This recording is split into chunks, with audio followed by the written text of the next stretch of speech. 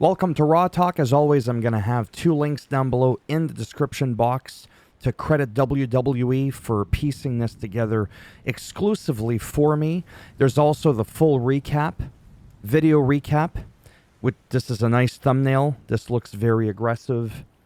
Looks like he's been brushing and flossing quite well. Even the look on his face here, when you look at Sami Zayn, it looks very believable, right?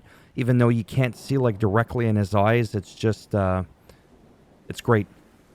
Also know that another reason why I keep posting these and keep telling people that you should look out for these is you'll see stuff behind the scenes that you normally wouldn't see. Sheamus respecting Pete Dunne, saying that Butch is officially dead. He brought his A game. He graduated from Banger Academy. Just little things like that. Xavier Woods sharing his piece with Kofi as to how frustrated he is. And then The Miz explaining his thing with R-Truth, saying, you know what, I love the guy to death. Everybody loves R-Truth. I just got tired of being thrown in random matches, and then he got frustrated. Things like that. So that's why that's important if you're a huge wrestling fan. Now let's get into the show. It's a 2-hour show now. I think this was the first time it was a 2-hour show, so this means this video will be shorter for you, hopefully. CM Punk kicked off the show, leaving some uncertainty after the battering that he took at Hell in a Cell at Bad Blood, which I think was the first Bad Blood in 27 years. He just doesn't know how he feels about the match leaving afterwards, even though he was the victor. He thanked his fans, he thanked the crew, he thanked all the haters, because the haters are still bringing him the money. Maybe I just need more people to hate me. Maybe I would start making a little bit of money. He says, I'll see you soon. I don't know. Seth Rollins then comes out, gives CM Punk a little bit of a shoulder, whatever. Obviously, they've got a lot of history there. And Seth Rollins says that on behalf of the fans, he wishes Punk well because he wants to be able to kick his ass and retire him. He came out looking like I almost said Vin Diesel.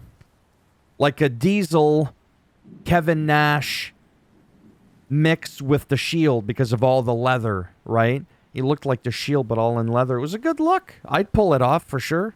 Not saying it would look good on me, but potentially this will be a feud in the making later on. It's really hard to say. But he wants Bronson Reed right now, but Bronson Reed is not around. And then Jey Uso came out because he was getting ready for his match against Xavier Woods. But the whole vibe looked a little bit weird, didn't it, when he got in the ring with Seth? It didn't look like Seth was too impressed with Jey Uso, and that could have to do with his strong disdain for the bloodline. Even though he's no longer in the bloodline, it doesn't matter. But then that brings us to that.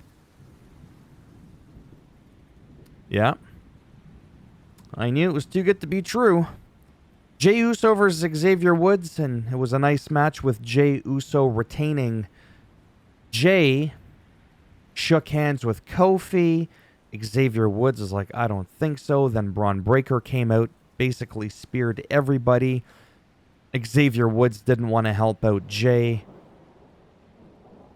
I thought Braun Breaker had gone face. Clearly, this is why you can't assume, just like with The Miz, potentially, and Kevin Owens, and that whole situation. It's really hard to say. Now, this was interesting because afterwards they spoke, well, they, as in Joe Tessitore and Wade Barrett, they were talking on the situation that happened backstage in the parking lot after Bad Blood, in the back blood. Excuse me, Kevin Owens attacking Cody Rhodes. And for some reason, Joe Tessitore was very adamant with Wade Barrett getting into any details whatsoever, saying, oh, this is an internal thing.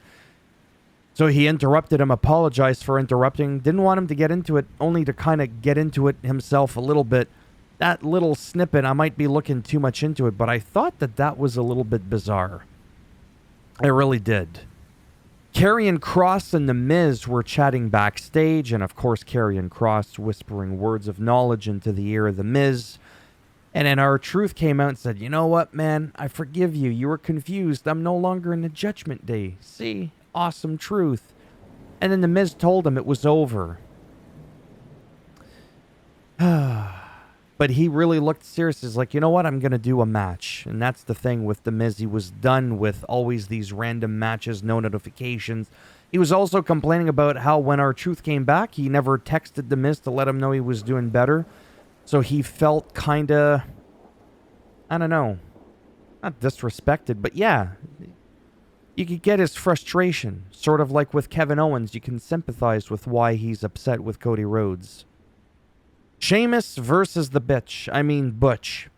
Sheamus was zip-tied, as you can see here, still gave Pete Dunne the brogue kick for the win in a good old-fashioned Donnybrook match. I'm not going to lie, don't know who or what Donnybrook is. Maybe he was one to revolutionize this type of match. I have no idea. But this was definitely interesting. And then Cody Rhodes was, well, we'll get into that in a minute. Cody Rhodes was backstage talking to Kathy Kelly, but he didn't say much. He wanted to focus on who he was going to be facing at Crown Jewel, and that's where Sami Zayn said, you know what? I want to face you at Crown Jewel. Cody said, I would love for that to happen. Sami Zayn tried to apologize and wanted to talk on behalf of Kevin Owens, but Cody Rhodes is like, you know what? Forget that. That's not why I'm here tonight. So they went on. Or that was over, rather. I'm still tired, sorry. Yes, 10-woman tag match. We had the Unholy Union with Shayna Baszler, Zoe Stark, Zelina. Unholy Union with Shayna Baszler with Zoe Stark, and Sonya Deville versus Zelina Vega, Natalya, Kayden and Katana, and Lyra Valkyria. This was a wild match. The Lyra leg drop, I call it, right in the back of the noggin. Took Sonya down, and they won. Simple as that. And then the last match, Gunther, the Ring General. That was cringy, and that's why I did it. Defeated Sami Zayn, but boy, oh boy, is Sami Zayn one resilient bastard of a lumberjack. Very, very resilient. This is a great match, and again, this is all on creative, of course, not on Gunther himself. But kayfabe. Kudos to Gunther for once again defending his title. Where was Ludwig Kaiser? He wasn't even anywhere around. He didn't even escort Gunther out.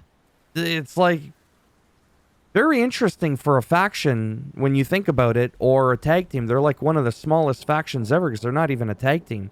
They're a faction without the Giovanni Vinci. And he's rarely ever around.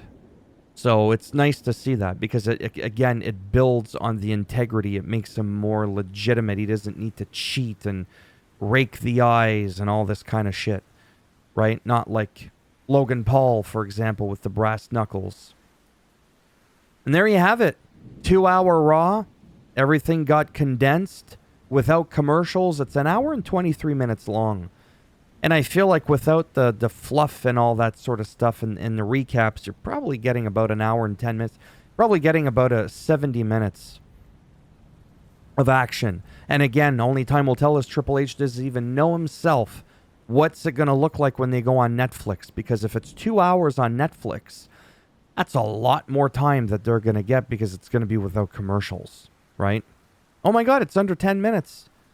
But it's over 8 minutes, which means I could have mid-roll ads, but I'll disable those. It's not like these videos are ever going to even make me a nickel anyways. So there you have it. It's over. It's done. If you liked the video, go ahead, give it a thumbs up. It does greatly help support that channel with the algorithm in trying to make me more relevant in the search results when people are looking shit up online. And if you didn't like the video, go ahead, give it a thumbs down. I'll bend it in half, twist it, and I'll break off that microphone right inside where the sun don't shine. There is no Sakoan spike this week. And if you want to subscribe, I mean, naturally, that would be great. But if not, thanks for stopping by anyways. Take care. And if I'm lucky, maybe I'll see some of you in the next one. Bye for now.